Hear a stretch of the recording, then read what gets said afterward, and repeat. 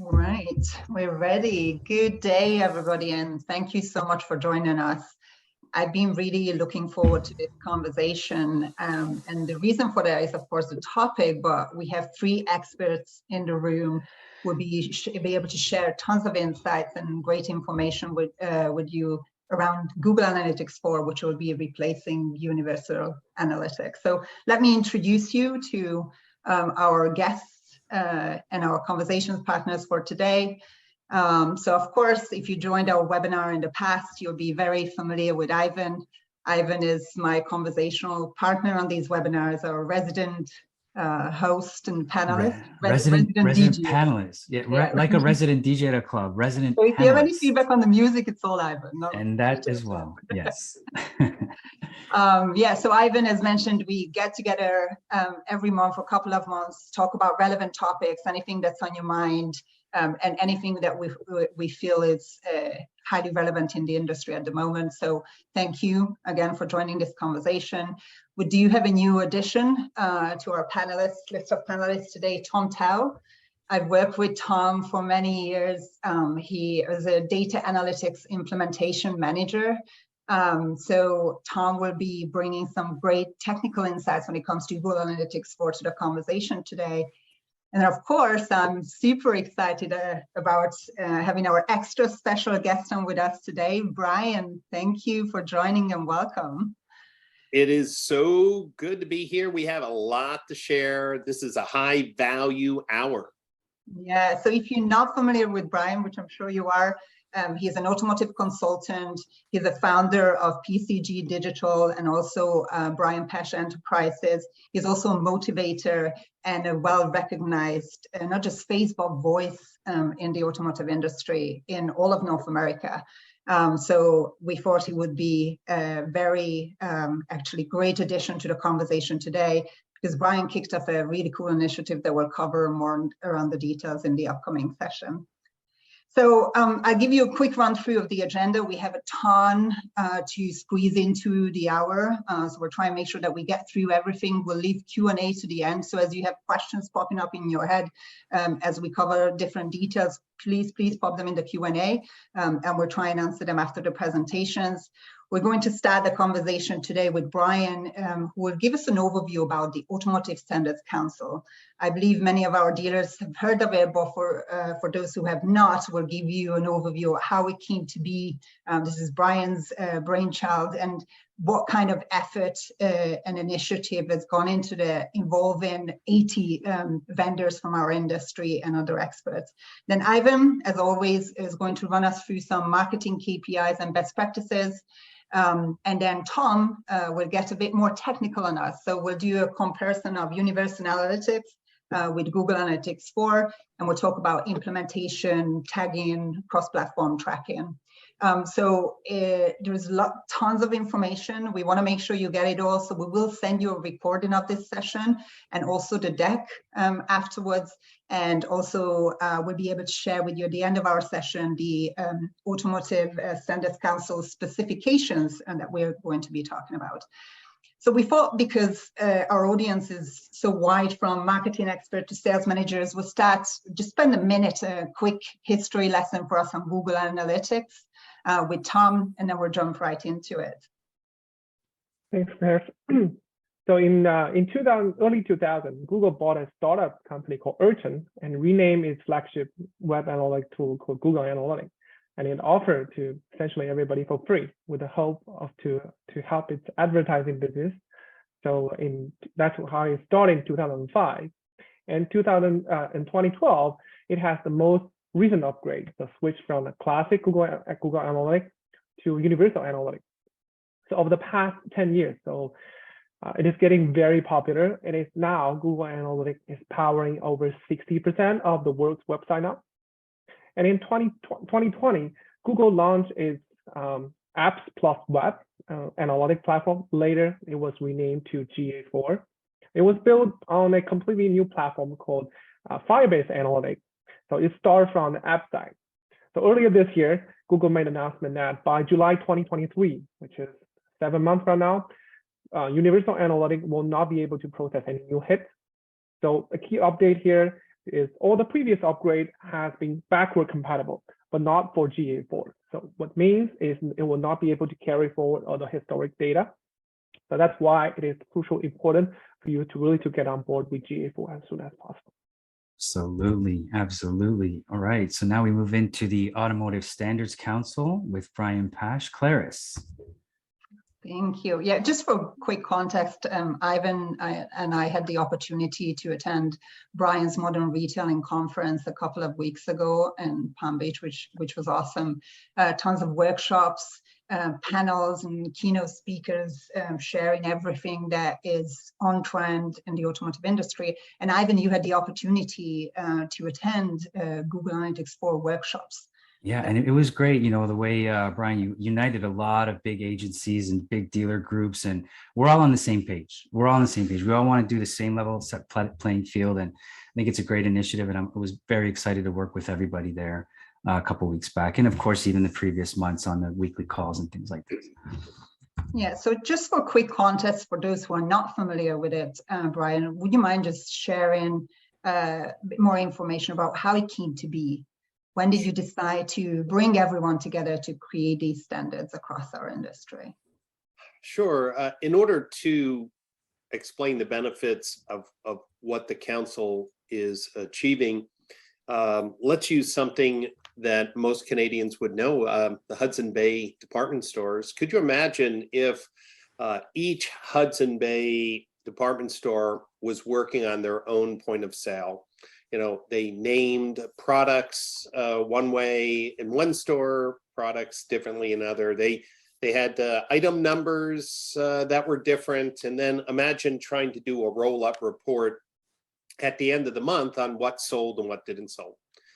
Effectively, that's exactly what has happened historically with automotive dealer groups. You know, they have a website provider, let's just say A, and they decided to name the clicks and track things one way. And then they have another website provider B, and they've done it differently. And so at the end of the month, if a marketing manager wanted to do a roll-up report, it was really like needing Rosetta Stone to try to understand what a dealer.com or a Dealer Inspire or a Dealer eProcess or an Auto Trader, or whatever website platform was being used.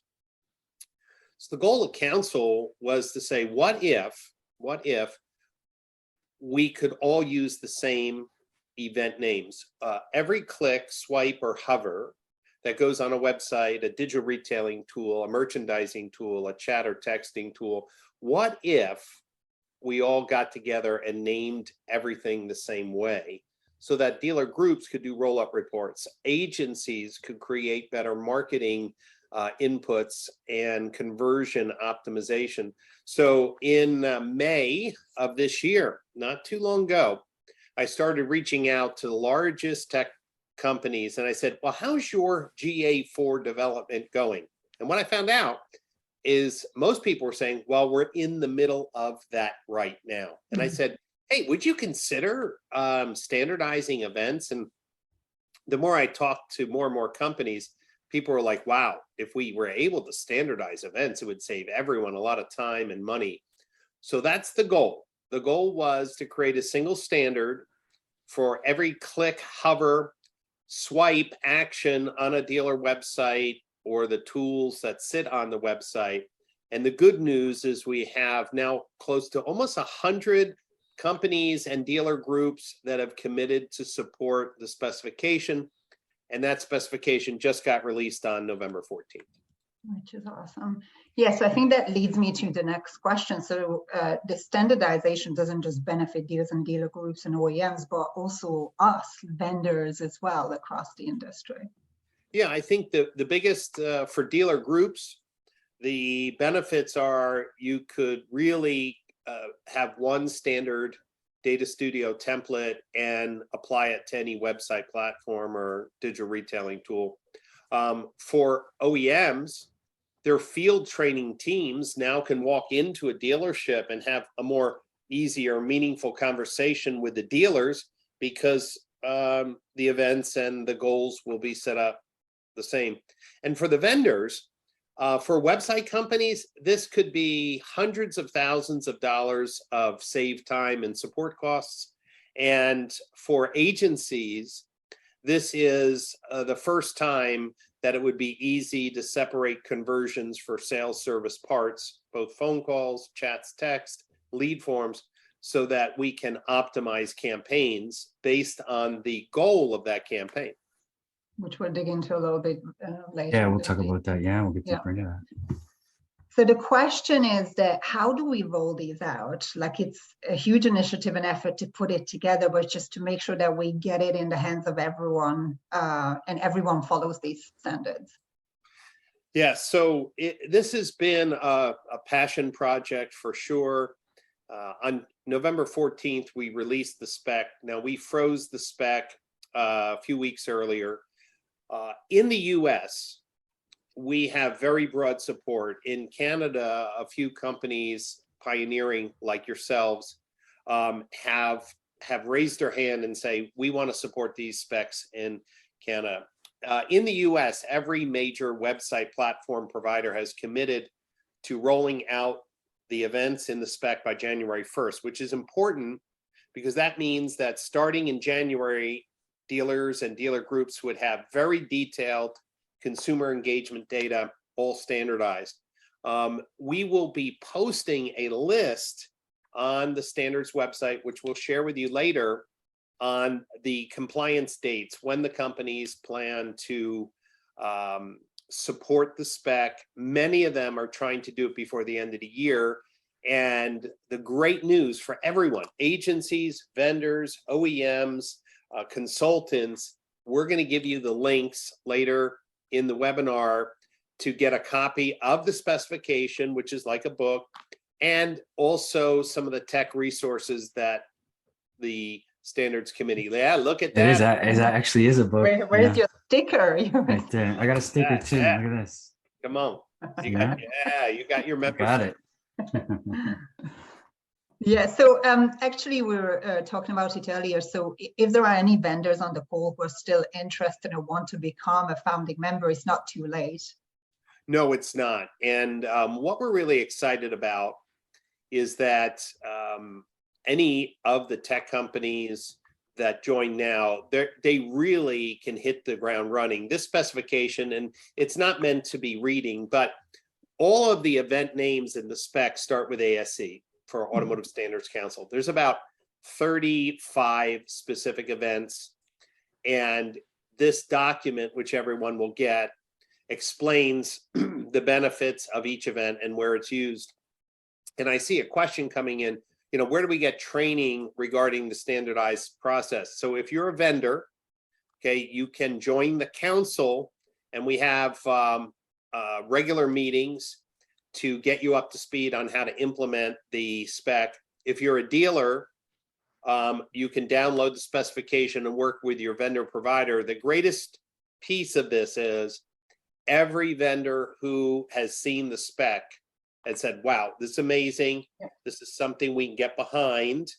And then we will make updates probably on a quarterly basis in 2023, because as more companies join, they're going to have additional maybe products or services that we didn't think of. Exactly. Absolutely fantastic. Yeah, so just to kind of like summarize to, again, what the Standard Council is about, it's your events are going to be uniform from vendor to vendor. The definition of conversion will be standardized. So Ivan will cover the details on that. What does it look like when you've got conversions set up incorrectly or correctly? So we'll make sure that these conversions are standardized, and you will have a single GA4 property managed by dealers with the data from all vendors in one place. So it'll be really easy to do comparison and understand real performance.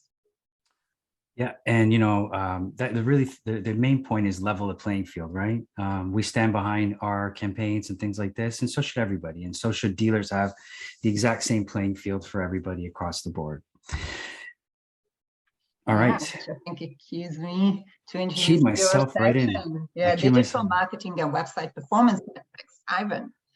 Thank you. Yes, of course. So, I like essay writing, so I like to outline everything before I talk to it. But here's what I'll go over. It's from UA to GA4. Where are my common metrics now? So a lot of you have, used to look up source medium, bounce rate, but it's not really bounce rate anymore. So there's new metrics now. We'll go over those.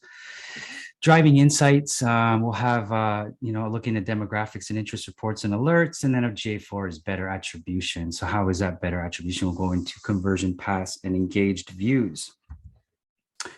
Just before we start, though, there are some definitions, about GA4 that's a little bit different. So GA4 is event-based as opposed to page view based. And you can see here, we use engagement rate now and not bounce rate as a main key KPI. Forget about bounce rate now. What's engaged sessions, or what makes up engagement rate now? And you can see on the right-hand side, engaged sessions include a visit that lasts longer than 10 seconds, contains more than one page view, and contains at least one conversions event. Now, Claris, traffic used a lot of VDP campaigns straight to the vehicle, and you could actually get a scenario in UA where somebody clicked on the car that they wanted, looked at photos, watched the video, stayed there 10 minutes, wrote the whole GM, the description that the GM does, and then submitted a form, and that would be counted as a bounce. Can you believe that? And so then you would go away from that campaign because you think it's a high bounce rate. Wasn't successful. So now this fixes that, because that would be a highly engaged visit. Yeah. And second, and Ivan, just make a point. About 7 years ago, I published a specification listing events that should be on dealer websites. They were named a little differently. They started with CPE. And if some dealers see events in their analytics, their universal analytics, CPE, that was the project I did about 7 years ago. The problem was a lot of these events were being fired in a tag manager container, which wasn't very stable. So if somebody corrupted the tag manager container, these events would stop.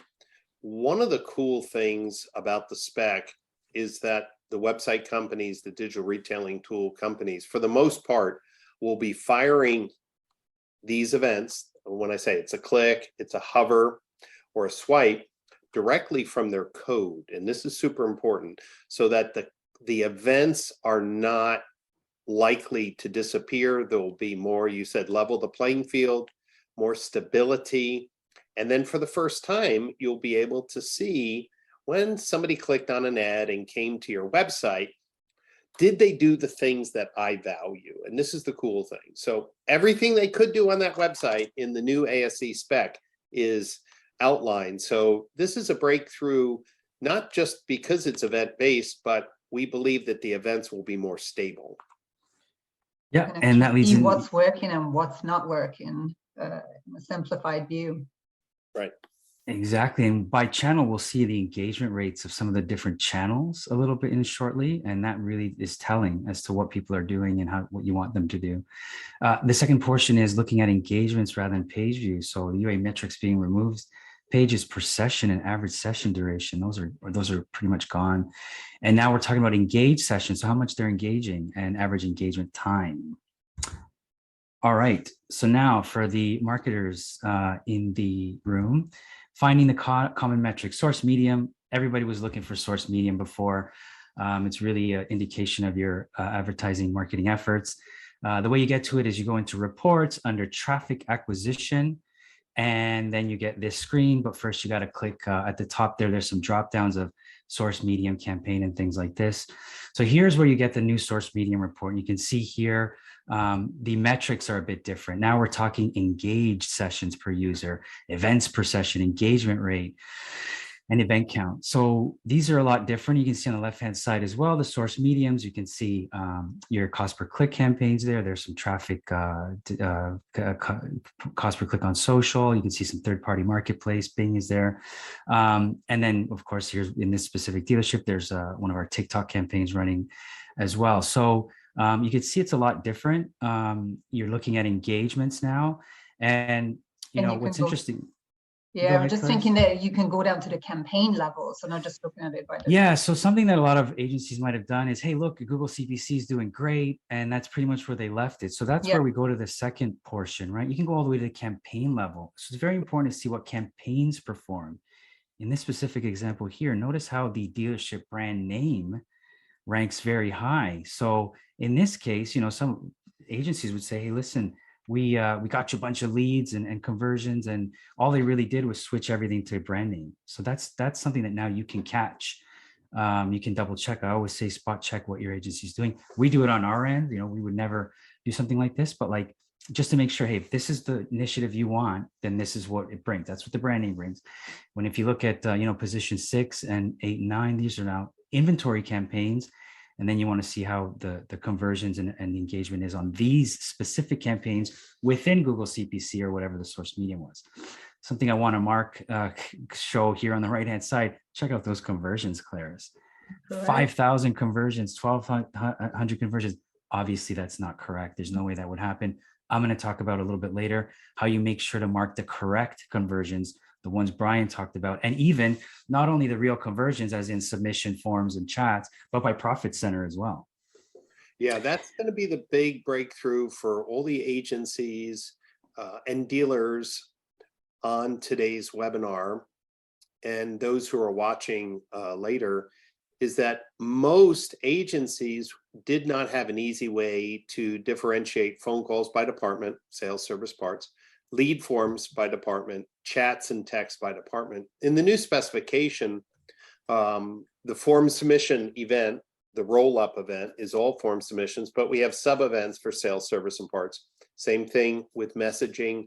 And now for the first time, I could look at that brand campaign and say, you know, how many conversions did I get for sales, service, and parts? And you'll find out when you buy your dealership name, most like 80+% of those conversions are for service, which is fine, except maybe service should be paying for that campaign, not out of the variable ops budget. But this is some of the breakthroughs we'll have with the new GA4 platform. 100%. And you say 80%, Brian, I swear, when I did my research, I thought it was more 90%. Yeah. But as long as, you know, you're aware that that's what you want to do, then that's positive, right? And in this specific example here, this dealership is a very unique dealership brand name. So, you know, bidding on that would not probably be the best strategy for them. Having said the source medium and campaign, that means UTM tagging is very important in GA4. So the UTM tagging tool, what is it? There it is here. There's a link there at the bottom of it. It's your standard UTM tagging tool. Not sure if, obviously some marketers have been using this for years. There is a new toggle at the top that goes to GA4. Make sure you're putting in the correct, your website URL you want to go to, and then your source, your medium, and then your campaign name. And that way you'll get really granular into which specific profit center campaigns within Google CPC, within Facebook social that you really want to focus on.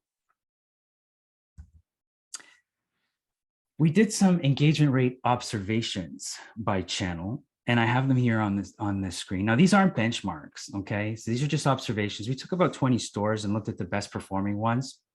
And before, when you used to look at bounce rate, you used to say a campaign that had maybe 80%, 90% bounce rate was bad. I don't want to, you know, run that campaign anymore. Well, now it's not like that. It's the inverse. Yeah. So now it's like you know, a school where the higher your percentage is, the better, okay? Some interesting observations we've made is organic social, if you see there at 84% engagement rate, that's a hit or miss. I saw some dealerships there at 55, 60% engagement rate on organic social, and the other ones were at 98%. Okay, so that's like the median of it. You can really see whether or not your posting on social is actually working using the engagement rate. Yeah, and like you said, these are not benchmark, it's just observations. Something we've seen, yeah, something we've seen. These are the top kind of stores. We did 20 stores. Yeah. But the really interesting one on this screen, vehicle ads. That's right, vehicle ads. We saw paid shopping campaigns across the entire spectrum hitting at 98, 99%, 97% on the average.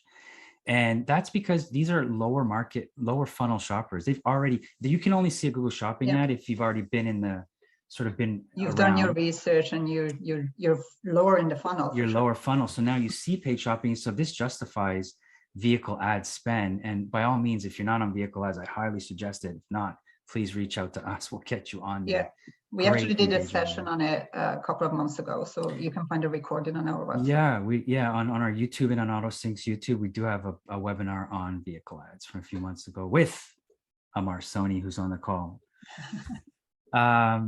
Cool. So into insights and recommendations, Google has a lot of great data that they have on your users, and they, include it. So you can do a lot of lookalike modeling in GA4. And so now I'm going to go into the demographics report, which you find under reports, demographics, and demographics details.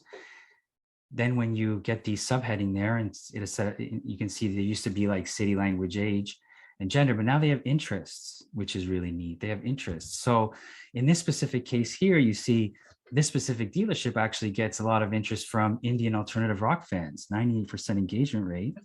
So what I would say is market your dealership to the most highly engaged groups of users who interact with your content the most, formalize the language, the visuals, the vehicle segments that would attract that kind of interest group. And you'd want to do that over something like running enthusiasts. For the specific dealership, they don't engage as much.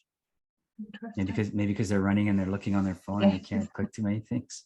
I don't know. No. One thing though, just to note, is if you want that engagement, those signals to be on, you have to turn on Google Signals. Okay, so the way you do that is you go to admin. You'll find this Google Signals data collection there. It says get started, and then you activate Google Signals. So you can see here, you'll get cross-device capabilities, more insights, like you saw the interest group, the interest there. So first thing you got to do is turn on Google Signals. There is a caveat though, and Tom Tao was quick to point out the caveat. Tom?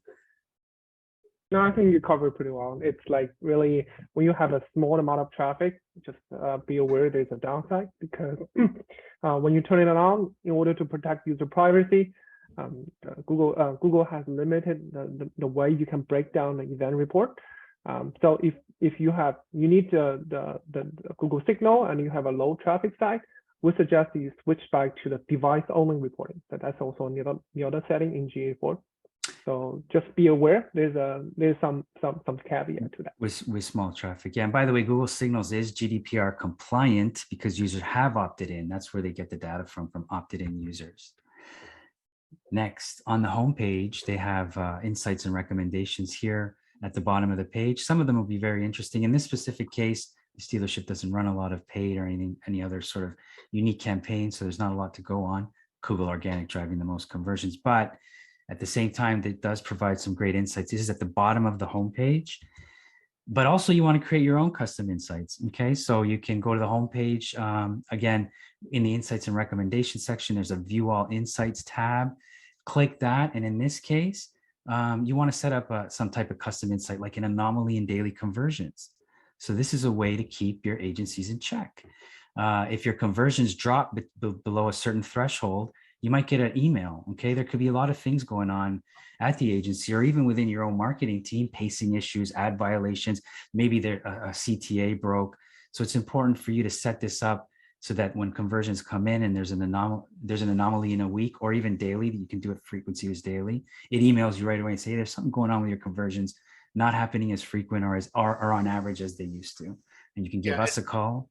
And Ivan, that's similar to the functionality of the Google Alerts that were in Universal Analytics. You could set certain alerts based on the criteria of the goals you set up. So, if a conversion goal was 0 for a day or 2, and this is very important to make sure that the activity that you're expecting on the website on a consistent basis, because you're advertising, doesn't drop off. And maybe you ran out of budget 7 days before the end of the month. Yeah.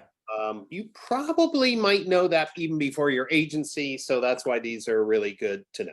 Yeah, true. And at Traffic, we do have all of these throughout the month. We have all of these signals, making sure that you get all of your marketing ROI that you gave to us. All right. So, of course, one of the reasons we do this for GA4, one of the reasons we went to GA4 is better attribution. And so now here's a cool report that didn't exist before, and it's conversion paths. How you get to it, advertising on the left-hand side, scroll down to conversion paths, and now you have first click attribution and last click attribution.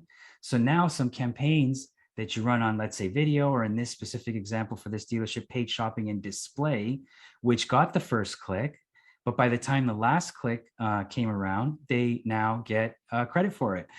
And that's something that didn't happen before. So, you know, when usually in our analytics, you only see the last click. And so now you can justify the reasons why you're doing some of these other, you know, being on some of these other channels. So, because on the performance review, really what you're looking at is the last click attribution, but now you can go on first click. And by the way, you can go by source, medium, and campaign again. So you can get really granular on what campaigns are being clicked first. And that journey that ends up to that last click is all benefits to each other, and you can justify your marketing spend to your GMs or whoever you're reporting it to. Yeah, really see what's working and what's not. Exactly. Continuing with conversions, as we talked earlier with Brian, you can actually configure. So we saw the 4,000, 6,000 conversions. Well, it's because they have a setup like this, okay, an incorrect setup. Which is, you can see here, they're counting VDP views over 30 seconds as a conversion. The interesting thing about GA4 is that you can now toggle conversions on and off. And in this case, this dealership's got it all wrong. Everything is a conversion when they should really be events, and then real conversions should be conversions. And this is the correct way to configure, or at least more correct, where we're actually, oh, and by the way, it's in the configure section on the left-hand side, and then you go into conversions, and then you'll be able to edit it. In this case here, you see on the right-hand side, we've actually marked as conversions things that are conversions, and the ones that aren't conversions are not. And as we spoke about earlier, the ASC chat submission service is marked as a conversion, but it's also marked as service. So now you can have service conversions, you know, which campaigns are converting on service, and then you see two from the bottom, which ones are sales conversions.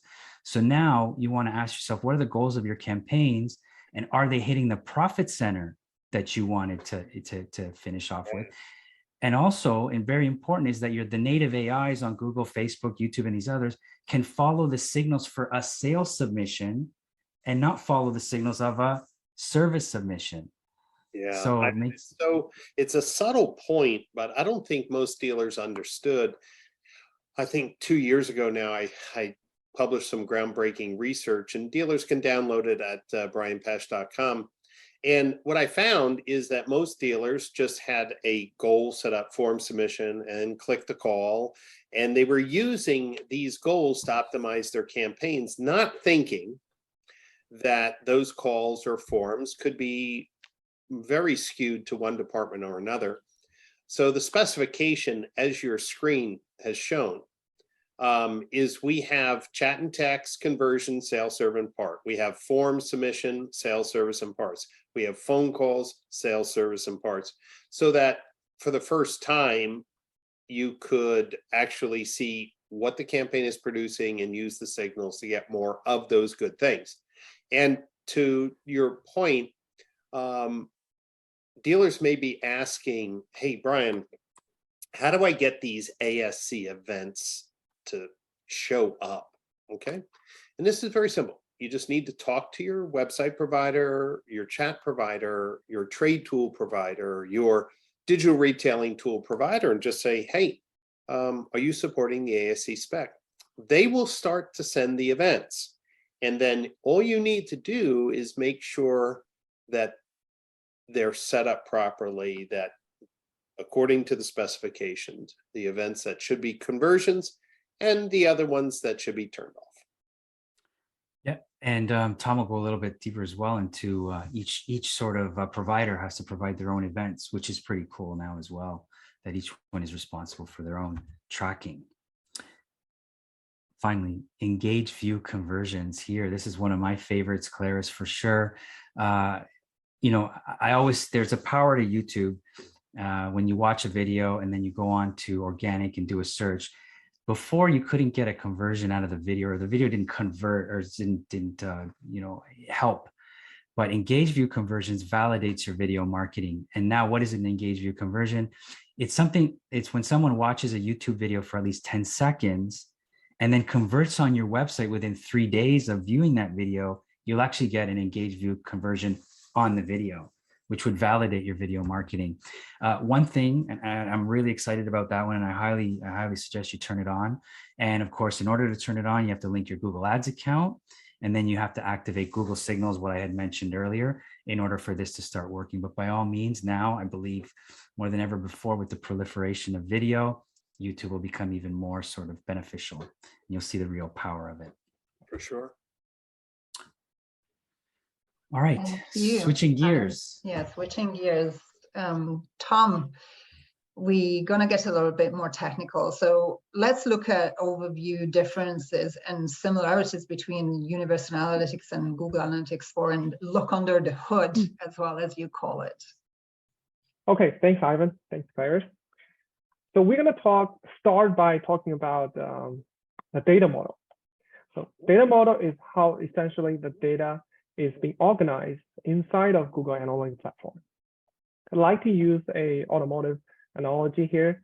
So Google Analytics, by switching to Google Analytics 4, Google Analytics is switching from a legacy internal combustion engine to an electric car engine. So the electric car engine is much more simplified, and it was also more modern. So we call it event-driven model. I'm getting a little bit more into detail on how it works. So on the left-hand side, you can see that's the legacy Universal Google Analytics. It was all hit-based. You can see the green mark. It was all hit. A page view is a hit. E-commerce is a hit. It was also the customer event is a hit. They were all dated back in early 2000, as I mentioned previously, when everything on the website was a hit. So on top of each hit, it became a session layer. So session can be used interchangeably as a visit, and all those sessions will be rolling up to the user. User was also being used interchangeably as a unique visitor.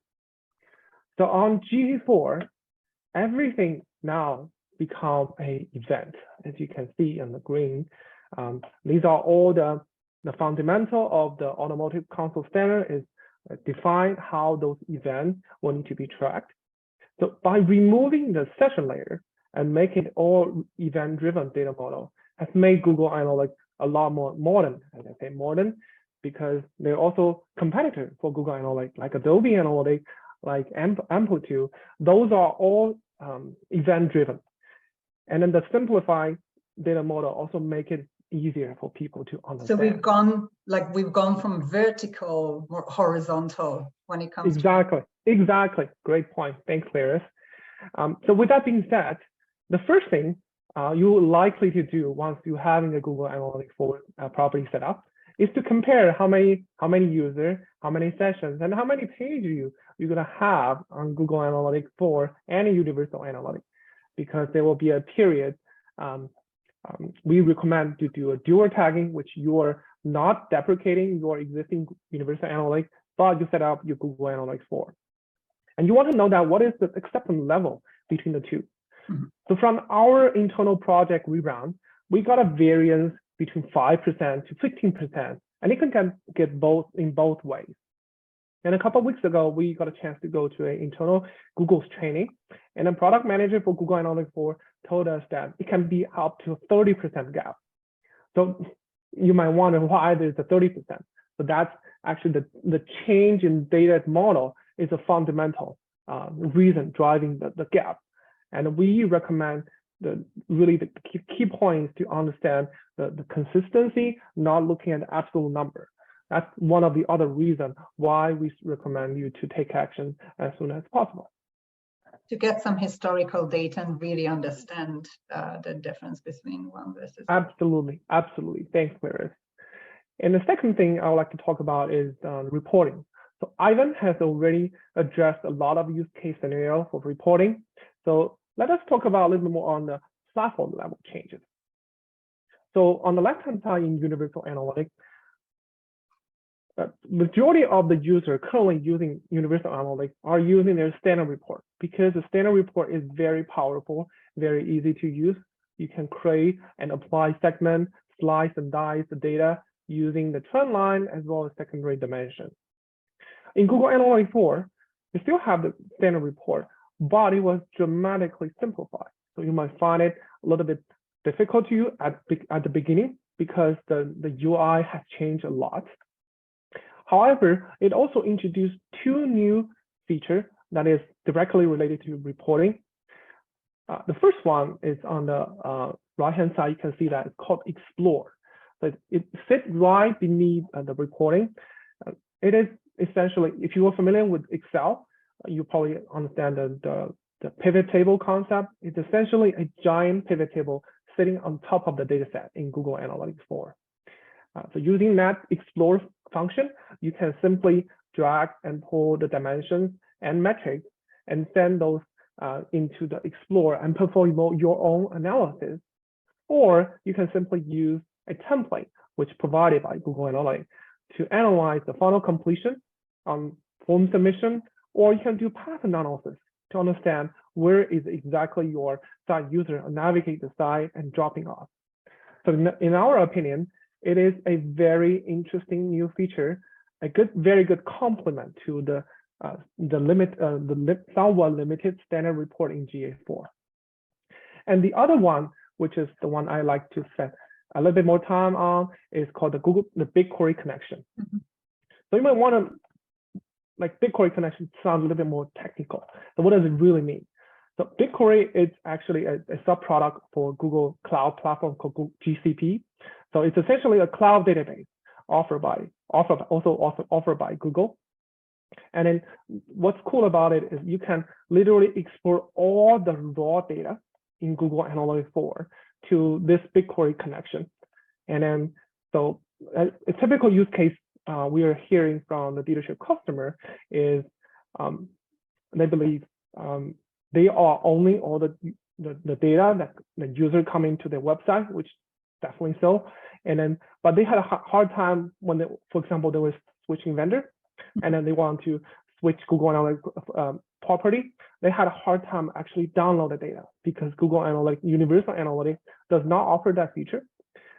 But using the BigQuery connection, every single raw hit without being processed can be exported into this Google BigQuery connection, BigQuery cloud database. And for like advanced dealer group customer, you can actually join the table in BigQuery with your own, say, CRM data to do advanced attribution. So those all become a possibility.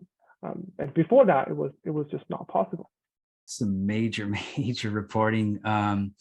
So for those who just are your regular data studio report or something like that, we're definitely going to have at the end of the call to share the Automotive Standards Council Looker Studio report in full.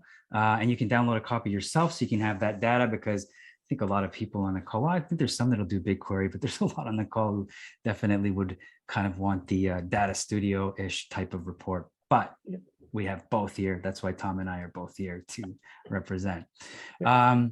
So here we talk about, Tom, GA4's modeling to make up the loss conversion in consent mode. This is very interesting. Yeah, yes. So this is more like a future-proofing feature, because right now in Canada, there's no like official law set up in place that website vendor need to give consent. But in Europe, it's already a law passed. And what it means is every single website visitor will need to mandatory give consent, whether the website can track my behavior or not. So what happened when the site website users say no, which is in our research is about 30 to 50% of the total user. How do we see those conversions? That's what the model conversions come in. So Google Analytics 4 has a built-in feature that enable its machine learning algorithm to model all those like site user behavior and come up with a percentage of conversions that actually happen. And so in that case, you can use those model conversions to send it to your Google Ads and optimize your Google Ads spending instead of going completely blank.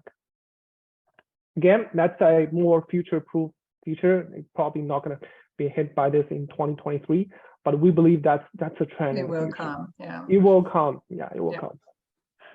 All right.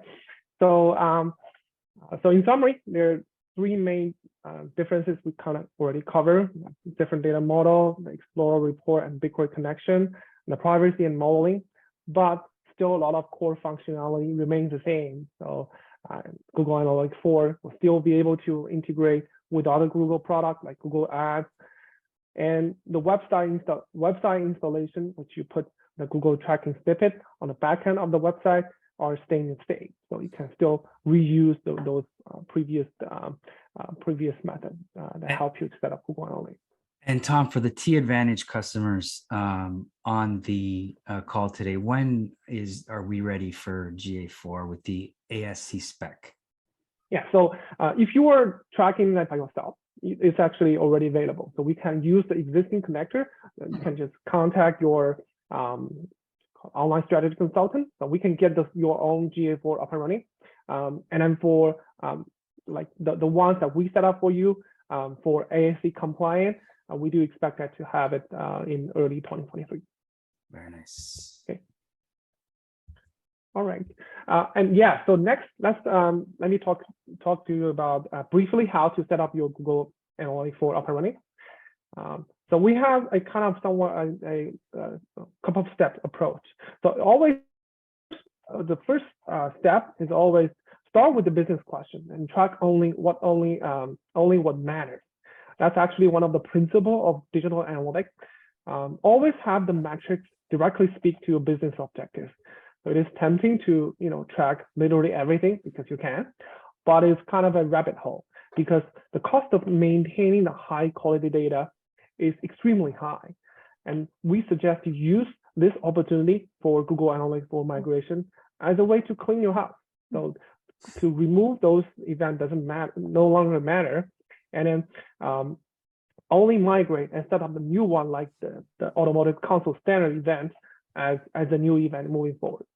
And Tom, let me just make a general thought. I personally don't recommend, doing this importing of events from, GA3 into GA4. It's a lot of junk and noise. Yes. And that's why all the ASC events start with ASC, so they'll all sort alphabetically. So the ASC spec is not to limit other events because there's always something that needs to be added. The idea here is that the vendors should find almost 99% of everything that needs to be tracked in the ASC events. So if you start seeing lots of other events, then these are companies that are not following the ASC specification, and you have to get them on board because otherwise you're going to continue the problem of when you switch vendors, all your reports break. And we can't minimize the cost of that. So in an ideal scenario, if your website provider, your marketing providers, your merchandising, communication providers are all supporting specification, then most of your events will be ASC, with the exception of a few events that may be very unique to a specific platform that we didn't think about. Yeah, absolutely. I absolutely agree. Google actually offered that there's a migration tool, which we don't recommend, even though they put it on a website, because it to Brian's point, it can carry a lot of junk and a lot of unused data moving forward. So thanks for calling out. Yeah. And so also just to add the specs that every event that Brian's talking about, it was, I don't want to say debated, but it was discussed amongst many. It was a kind of a group decision of what we all think counts and doesn't count and all these kinds of things. So it was definitely teamwork, and across, like Brian said, over about 100 contributees, I don't know if that's a word, but contributors to the spec. Absolutely. And then, the configuration of Google Analytics 4 is critical because that's actually the step that kind of gateway your data quality. Particularly for those, for example, all those Automotive Council standard events, you will need to make sure that those custom dimensions, which is a subset of all the event parameters, are being set up on the configuration. So you can then break down the report in whatever the native reporting or data studio. And again, once you have everything ready, you can leverage different kind of reporting, the native report, Explorer, as well as a Looker Studio. Yeah, and stick around at the end. We're going to give that link to you to download your own Looker Studio report that's ASC compliant. Thank you. Yeah, and then lastly, for AutoSync Key Advantage website customer, we do expect to launch it in Q1 2023. Here is actually a example of how the Automotive Council standard event are covering the major touch point on a core page, which is an SRP in this case. We can have as many as 13 different events covering all the major touch points on the website. So all of the engagement are covered on those events. That's one of the key value of having the ASC in place. Good coverage. And Tom, while we have that slide up, one of the cool things that dealers didn't have consistency with is, which CTA buttons are getting the most clicks. Depending on the website provider, maybe they tagged the buttons, maybe they didn't. In the new specification, every CTA button will fire the ASC CTA interaction event, meaning that's the start of a CTA. The cool thing is then you can see how many conversions you got from that CTA. So if you know how many times the button was clicked, let's just say it's 100, and you got 10 conversions, you would know that the form completion rate is 10%. You have to ask yourself, if it's that low, is there friction? So the specification is going to allow website developers, dealers, software providers, a more collaborative discussion with their clients on which workflows are working and where there's opportunities for improved conversion. Absolutely. Thanks, Brian. And next, we're going to talk about a little bit more advanced features because some of you might be using multiple domains. Right? Example is you have a digital retail tool, and then you need to basically understand how the user are moving between your website and your digital retail solution. So a key concept we need to understand is a subdomain and a cross domain. So I'll give you an example here. If your website domain is www.dealerwebsite.com, a subdomain means majority of the part is the same. Just added a few digits on the top. So in that case, we call it subdomain. You don't need to do anything. You just need to make sure that the Google Analytics measurement ID is being placed on both the digital retail solution as well as the dealership website. So in that case, everything will be tracked automatically. But more commonly, we will see that is if there's some OEM guideline, which you are being given a domain, which is different than your dealership domain. So in that case, you will need to configure a cross-domain tracking in Google Analytics 4. So GA4 has made it easier to setting up because previously in Universal Analytics, you have to set up in Google Tag Manager. It was no longer the case. So it was a setting. As I share here, you can just add in the domain into the setting and everything will be tracked automatically. So everything's trackable. Third parties are trackable. DR is trackable. Everything's trackable. No more, we don't know what happened after the click. Yes. Yeah. That's so important. Okay, thank you. Then we have a couple of slides to share. The first one was really this one's big. A really a simple Learn step. from our mistakes, right? Yes, that's actually one of the things we learned when we were doing that in the last couple of months is when you set up a Google Analytics 4, the default setting for event look back is only 2 months. So what the 2 months is only applied to the Explorer report, not applying to the standard report. The reason we believe the 2 months, it was really a cost implication on Google's end. I don't want everybody to set up automatically to have 14 months, but we do suggest you to change immediately. Just click of a button, but that will enable you to run much more deeper analysis on Explorer. That's the first thing. And then next slide, we have a couple of materials for you. Like we have no affiliation to that. It was just myself and my team. We went through those trainings and books. We found them quite useful, and then we're happy to share that. You have the slides, and also I know that Brian also had the Automotive Council Standard training, which a couple of sessions, and there's one in May. I think the next slide. Yep. Yes. So Brian, you want to talk about it? Yeah, so I want to encourage everyone on the webinar, and I know we have over 200 people that have logged in live, which is a fantastic accomplishment to the AutoSync team. So congratulations. People love to learn from you. There's a link there, and I would encourage you to download the PDF of the current spec, but by also filling in your name, when the new revisions happen, you will automatically get the revision. So yes, you can ask your friend to send you the PDF, but we don't know who you are, right? So this is not for marketing emails. It just would be, I want the 1.0 spec, and if when it goes to 1.1 or 1.2, please keep me in the loop. Also on the website will be separate signups for webinars and live training, and we hope to do a live training in Canada relatively soon. But actually, we have a poll, Brian, Oh, if we want to figure out the interest. yeah, I mean, the potential of GA4 with the ASC specification is awesome.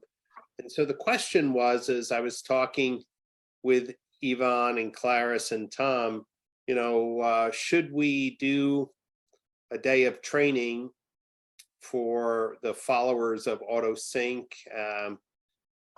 and the clients, and do a hands-on where you could bring your laptop in and really inspect what is set up in your analytics. So this would be good to see what that poll has to say. Yeah, give it another 30 seconds. So right now, 71% of you would be interested in it. So I think Brian would definitely help get something like set up. Great. And then as Ivan mentioned, in May in Austin, Texas, we'll have the Digital Marketing Strategies Conference, which is specific to automotive. And there we should be having on display more Looker Studio reports, more case studies of how dealers are using the new specification, and more training on setting up GA4. Remember, this is May, the data stops, in July 2023. So if you're a person who likes to visually learn or learn with others, live training is going to be available. And this is one of the best conferences for digital marketing. And the website is digitalmarketingstrategies.org. Thank you, Brian. Yeah, should be good. Moved from California over to Austin, so I'm sure you have a great conference there.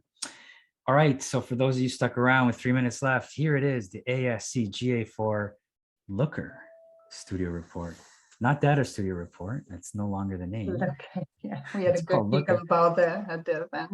So at the conference, basically everybody was saying, hey, what's Looker? What's Looker all about? And Tom let us know why it's called Looker.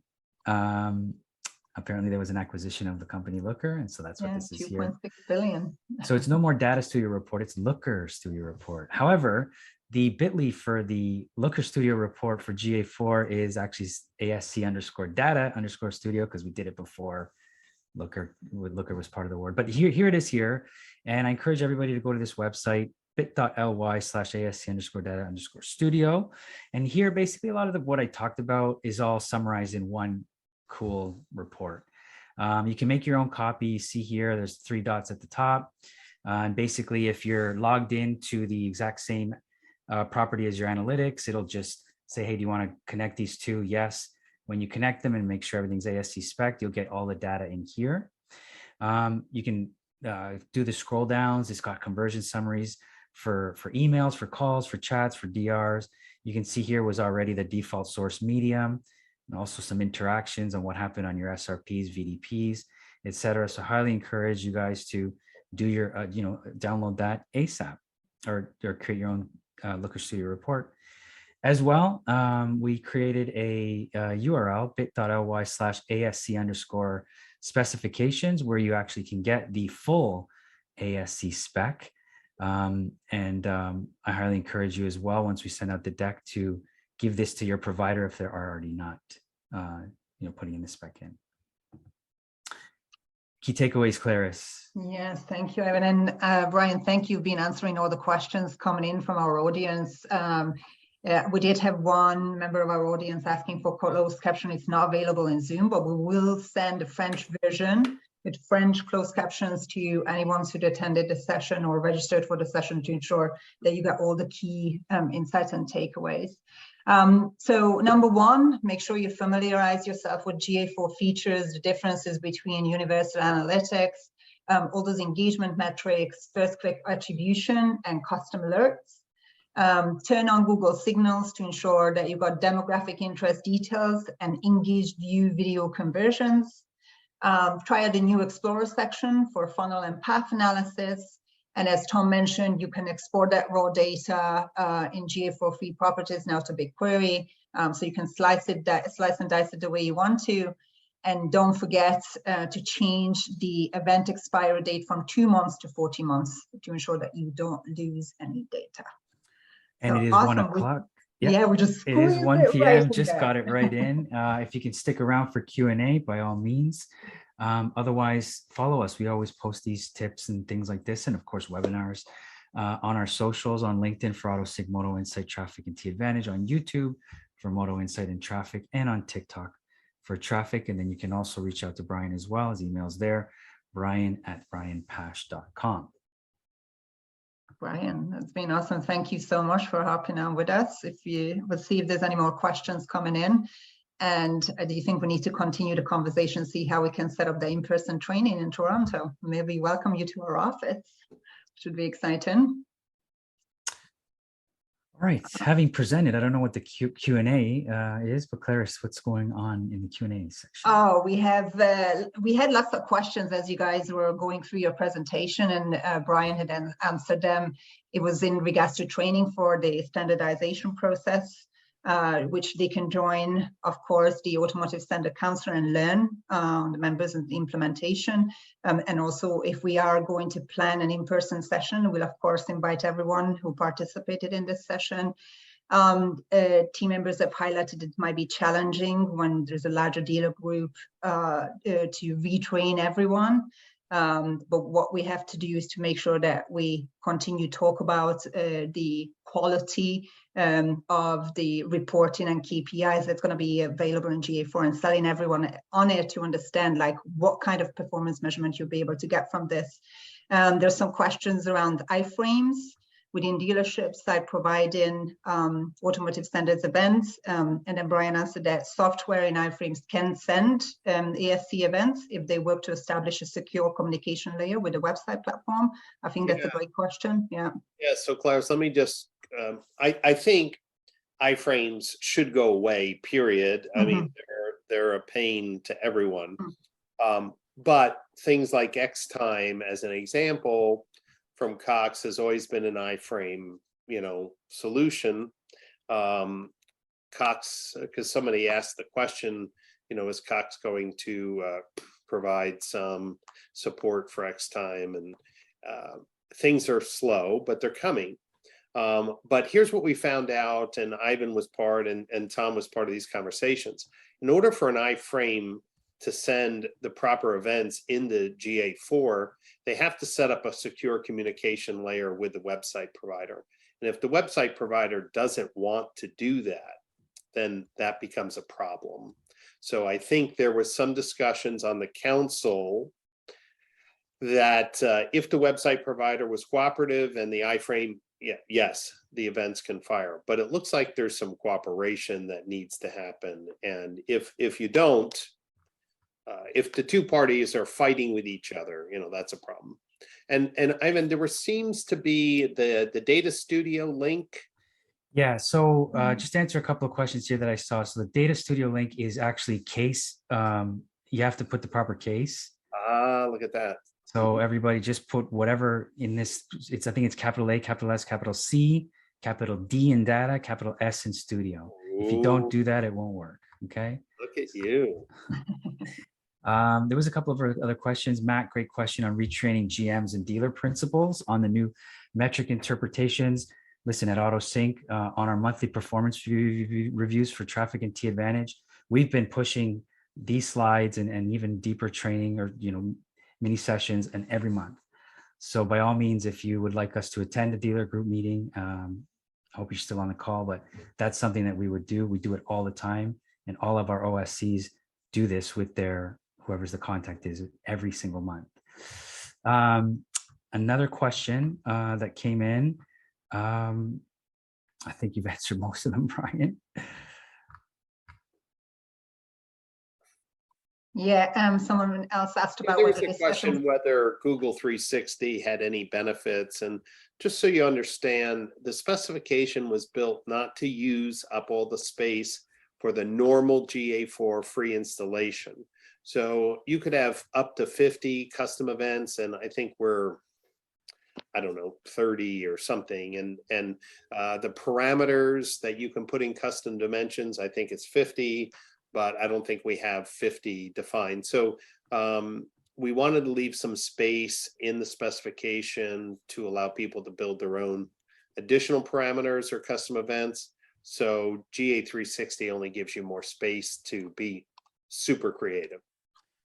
A couple more questions. Mike Cullen, what's the best way for dealers to bridge the knowledge gap between dealers and vendors? Again, these webinars, dealer group meetings. I think Tom wants to answer this live. Sorry, I mean, you're answering live, so I just okay. Zoom.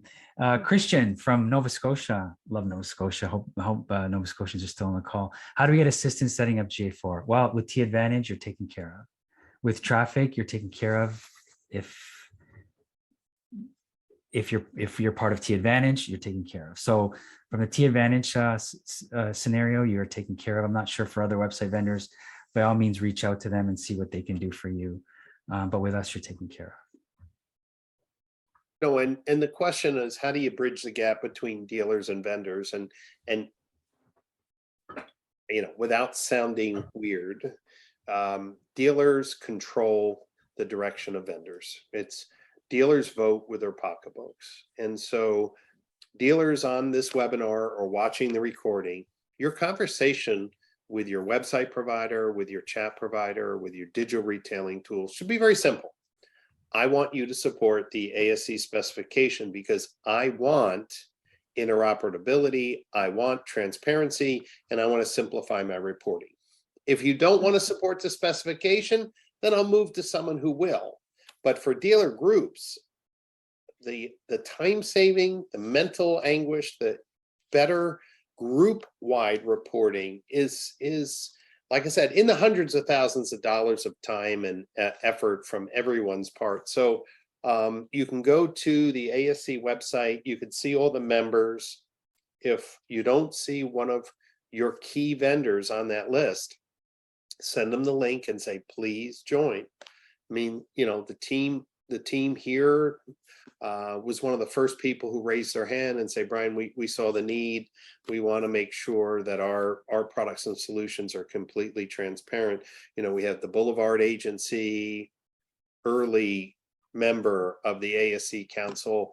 And I just love the fact that there's a lot of Canadian innovators saying this makes sense for North America. This is not a US thing. And of course we have support in Europe as well with a couple key vendors there, but eventually I hope the specification becomes even worldwide. That's why I think it's an awesome initiative, Brian. Seeing vendors who are normally competitors in their own space actually come together with that same goal and effort and unite, really, which is massive, I think. Yeah, and originally, I think people thought supporting one spec would reduce their competitive edge. Actually, it increases their competitive edge. Everyone, as Ivan said 100 times, you know, not just here, but in our conversation, Brian, I love it. It's leveling the playing field. It gets everyone on the same page. It gets everyone using the same language. It gets everyone using the same KPIs. Okay, do people still fudge things? Okay, we can't fix human nature. But what we can do is make it easier to have conversations with our website providers, our marketing providers, our third-party merchandising platforms. All of this makes sense.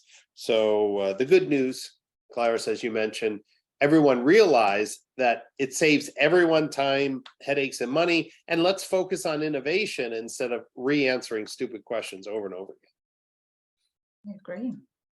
All right, I think we're ready to wrap up here. Ivan, we're gonna get some music on just to wind us down into the rest of the day. Sure. Well, I want to say thank you to everyone who stayed with us till the end. As mentioned, we'll be sending the recording, the deck, links to the specifications. If you're not a member and you want to, Brian has already shared the link, but we'll also put that in the follow-up too. Reach out with any questions and recommendations, and look out for information on a possible in-person training. We'll try and make it happen in Q1. Great. Thank you, Brian. Thank you, Ivan. Thank you, Tom. Thank Have you. an awesome rest of the day, everyone. Bye, everyone.